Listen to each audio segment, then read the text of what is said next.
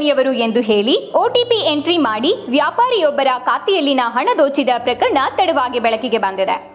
ನಗರದ ಹೃದಯ ಭಾಗದಲ್ಲಿರುವ ಸಾರ್ವಜನಿಕ ಆಸ್ಪತ್ರೆ ಎದುರಿನಲ್ಲಿರುವ ಸಾಲು ಹಣ್ಣಿನ ಅಂಗಡಿಯ ವ್ಯಾಪಾರಿಯೊಬ್ಬರ ಬಳಿ ಅಪರಿಚಿತ ವ್ಯಕ್ತಿ ಹೋಗಿ ನಾನು ಪೇಟಿಎಂ ಕಂಪನಿಯಿಂದ ಬಂದಿದ್ದೇನೆ ಎಂದು ಹೇಳಿ ಏಪ್ರಿಲ್ 6ರಂದು ಹಣ್ಣಿನ ಅಂಗಡಿ ವರ್ತಕನ ಬಳಿ ಪೇಟಿಎಂ ಮಾಹಿತಿ ಪಡೆದು OTP ಎಂಟ್ರಿ ಮಾಡಿ ಖಾತೆಯಲ್ಲಿ 35,000 ರು ಹಣ ಎಗರಿಸಿ ಪಂಗನಾಮ ಹಾಕಿದ ಘಟನೆ ಬೆಳಕಿಗೆ ಬಂದಿದೆ.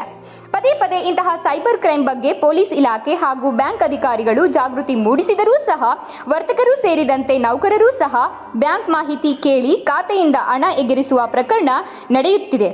ಇಂತಹ ಸೈಬರ್ ವಂಚಕರಿಗೆ ಸಂಬಂಧಪಟ್ಟ ಅಧಿಕಾರಿಗಳು ಕಡಿವಾಣ ಹಾಕುವರೇ ಕಾದು ನೋಡಬೇಕಾಗಿದೆ.